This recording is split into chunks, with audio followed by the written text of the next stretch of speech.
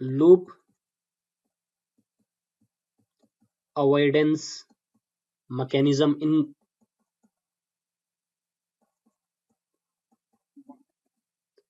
इन IBGP. Okay, IBGP में loop avoidance mechanism कैसे काम करता है वो बात करते हैं। लेट्स सपोज R1 है मेरे पास में एक R2 राउटर अटैच्ड है और एक R3 राउटर अटैच्ड है।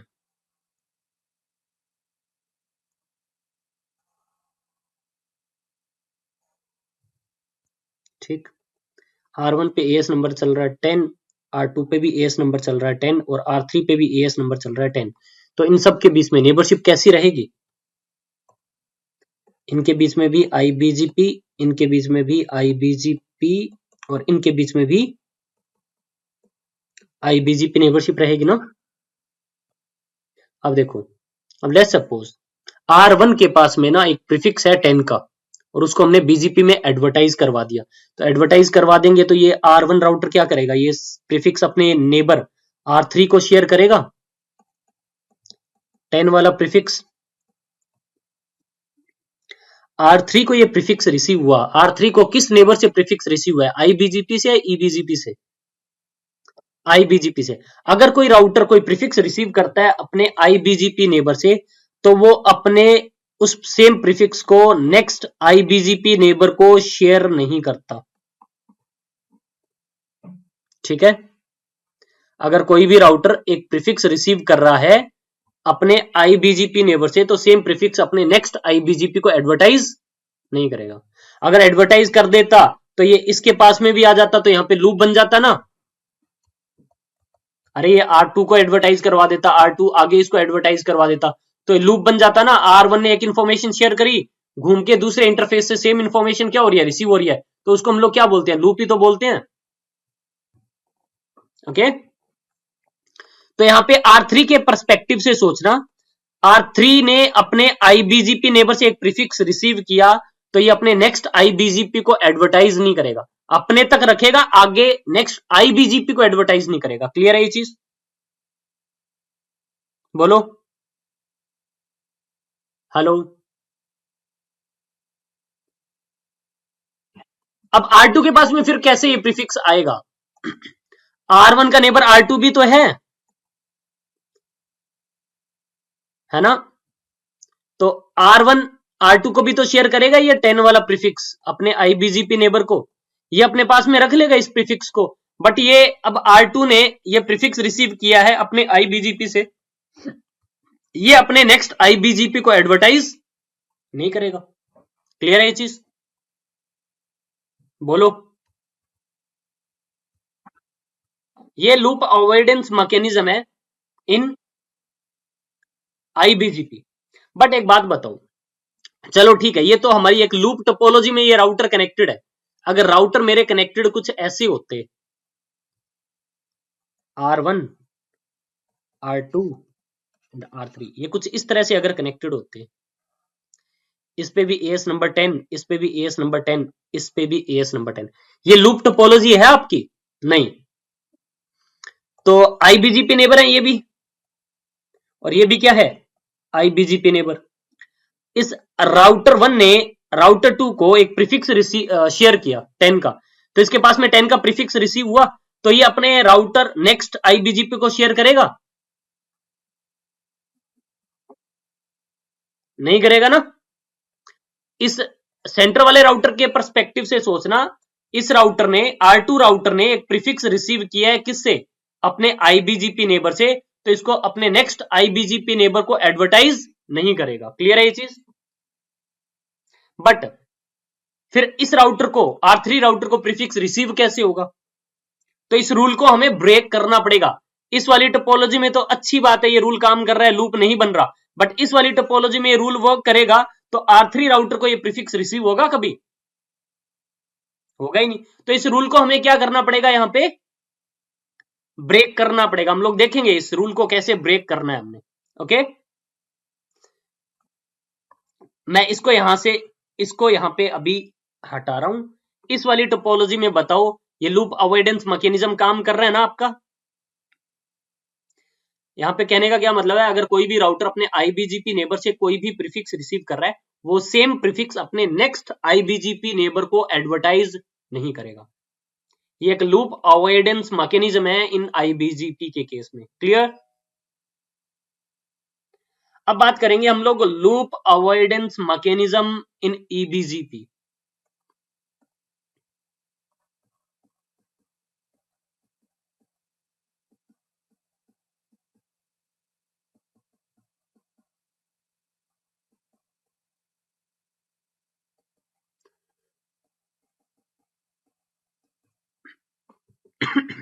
ईबीजीपी में लूप अवॉइडेंस मैकेनिज्म कैसे काम करता है, इसको स्टार्ट करने से पहले मैं आपको एक कॉन्सेप्ट क्लियर करता हूं। यहाँ पे पहले R1 है एक मेरे पास में, R2 है, R3 है, R4 है, ये कुछ राउटर अटैच्ड है। यहाँ पे एएस नंबर चल रहा है 10, as number 20, as number 30, as number 30।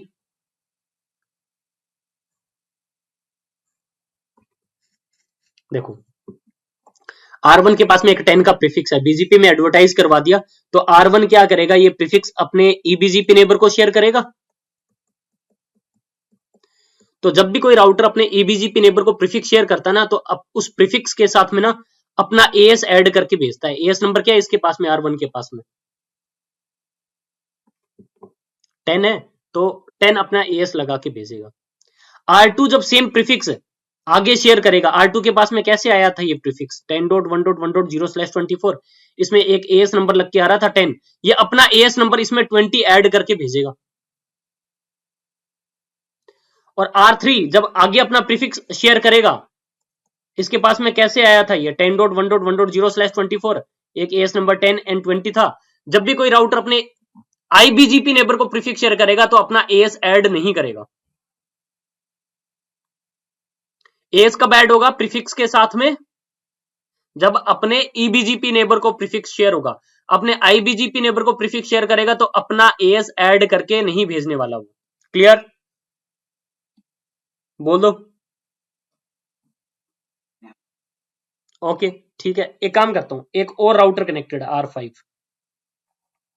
यहां पे एएस नंबर बीजीपी का चल रहा है 40, तो ये R4 और R5 कौन से बीजीपी है, नेबर ईबीजीपी। तो अब ये R4 अपने R5 नेबर को, ईबीजीपी नेबर को प्रीफिक्स शेयर करेगा ना ये, तो R4 के पास में एएस कौन कौन से आ रहे थे, 10 एंड 20 आ रहे थे, तो ये अपना एएस अब क्या कर देगा, ऐड करके भेजेगा 30। ठीक है, और लेट्स सपोज आगे एक और राउटर है R6, और यहां पे हम लोग बीजीपी का एएस चला रहे हैं 40, तो अब ये R5 राउटर R6 को जब प्रीफिक्स शेयर करेगा तो अपना एएस ऐड करके भेजेगा क्या, नहीं, 10 20 30 जो आ रहे हैं वो एज इट इज भेज देगा। अब आगे एक और राउटर है R7, यहां पे एएस नंबर चल रहा है 50, तो जब ये आगे अपना प्रीफिक्स शेयर करेगा तो अपना एएस ऐड करके भेजेगा क्या, ऐड करेगा ना, ये 10 20 और 30 तो आ ही रहे थे, उसमें अपना एएस भी क्या कर देगा, ऐड करके भेजेगा। इसमें किसी को कोई कंफ्यूजन हो, कोई डाउट हो तो बताओ। तो जब भी कोई राउटर अपने ईबीजीपी नेबर को प्रीफिक्स शेयर करता है तो अपना एएस ऐड करके भेजेगा, और जब भी कोई राउटर अपना प्रीफिक्स जब अपने आईबीजीपी नेबर को प्रीफिक्स शेयर करता है तो अपना एएस ऐड करके नहीं भेजता। क्लियर?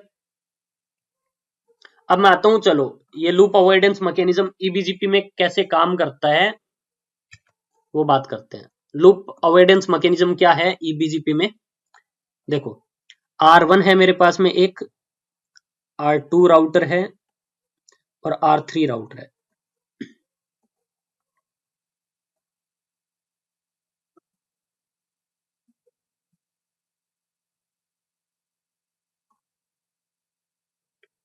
ओके, अब ये बताओ इनके बीच में नेबरशिप जो है वो कैसी है, इन सभी राउटर्स के बीच में, इन सब के बीच में ईबीजीपी नेबरशिप है।